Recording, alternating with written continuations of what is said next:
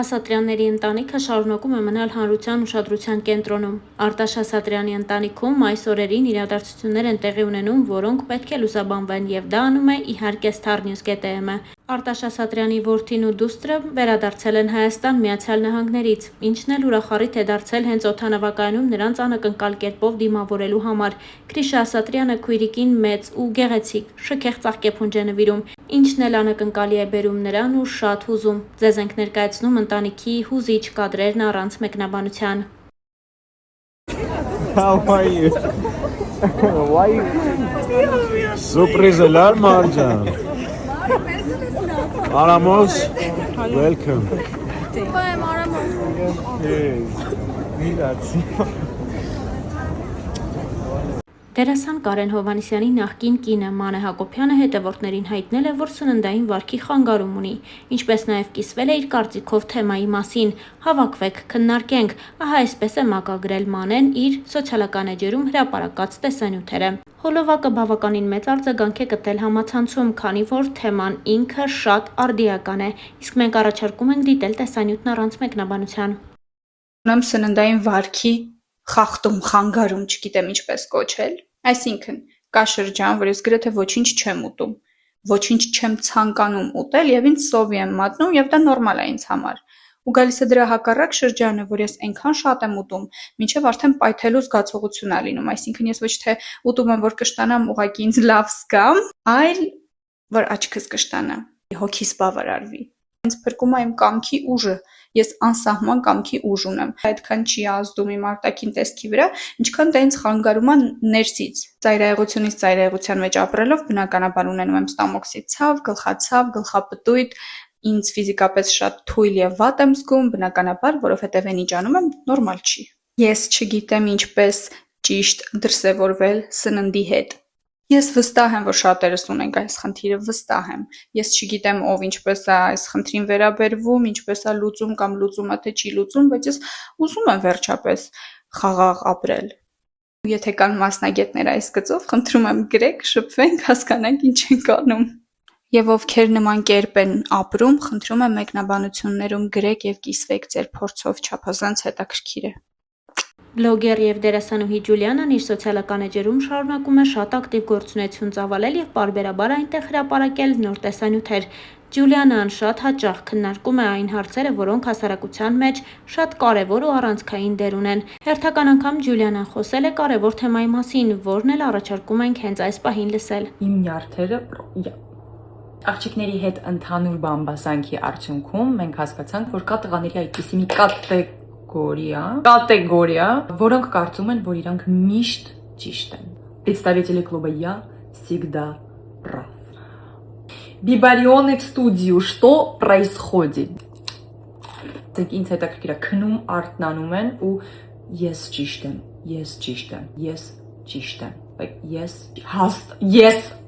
հաստատ, просто успокойся։ Դուք 8 ժամ խոսում եք, քննարկում եք, այդ հարցին 10 տարբեր կողմից նայում եք, դու արդեն անգամ ցիտում ես, հոգեբանությունը եւ ֆիլոսոֆիան խառնում ես իրար մի հատ եկա շելաշփոթ, այդ մարդը մեկը չի կարողանում հասկանալ, որ կա տենց սիտուացիա, որտեղ որ ինքը его величество կարա լինի սխալ։ Ну это отклонение, я считаю это проблему։ Եթե ձեր պրակտիկայում երբևէ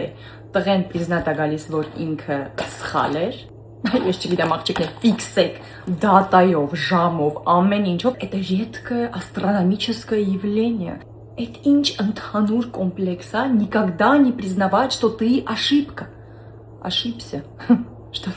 Вот именно։ Հասկացաք, что ты ошибся։ Ու ես նկատել եմ, որ շատ ժամանակ մեր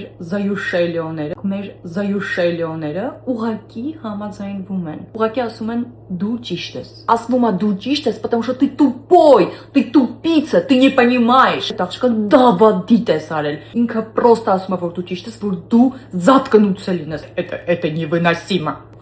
Red flag։ Գժվան կողմին անգամ նույն բանն է։ Հասկացանք։ Հա։ Կամ երբ որ ինչ-որ բան ես ասում, չէ, դիտեն չի ելե։ Բա ոնց է ելե։ Ասենք явно նենց է եղել, ոնց որ դու ես ասում։ Կարևորը հակառակվեն։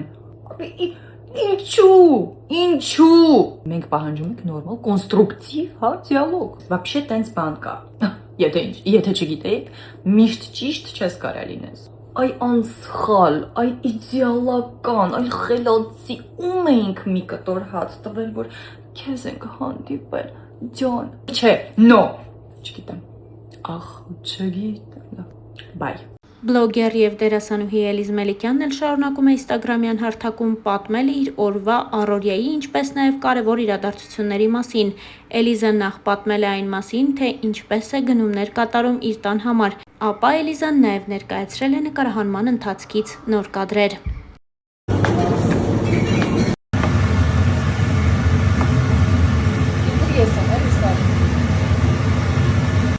Նկարահանման մի հատ նայեք ինչ սիրուն մարդկանցով է իմ օրը սկսվել։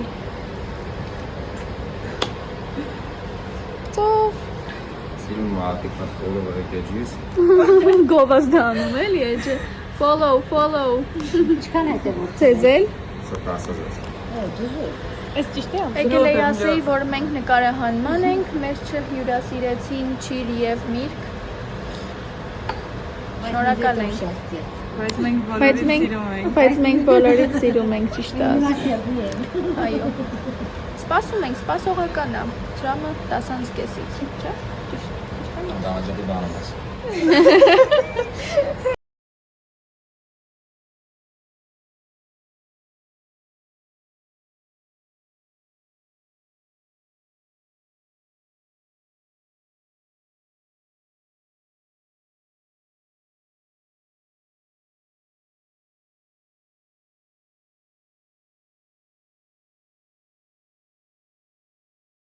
Չուին վլոգ մեկ օր ինձ հետ, շտապում եմ նկարահանման, բայց մինչև այդ ուզում եմ ցույց տամ իմ լիպ կոմբոն, շատ հաճախ եք հարցնում, շրթունքի մատիտ չի, հոնքերի մատիտը, Star Look-ի 101-ն է, եթե ինչ պահպանեք ձեր մոտ, չեմ հասկանում ինչ պետք է քսեմ այս մեջտեղի հատվածում, որ սիրուն լինի, օգտագործում եմ Rare Beauty Blush-ը,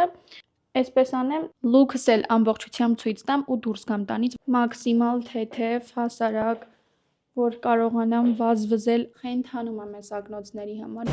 Անտանելի խցանումով հասել եմ նկարահանման, այստեղ արդեն նկարում ենք մեր շատ թեժ սերիաները, այնպես որ բաց չթողնեք։ Ոտ ռոմանտիկ է, երեխեք անկեղծ եմ ասում։ Հիմա ես։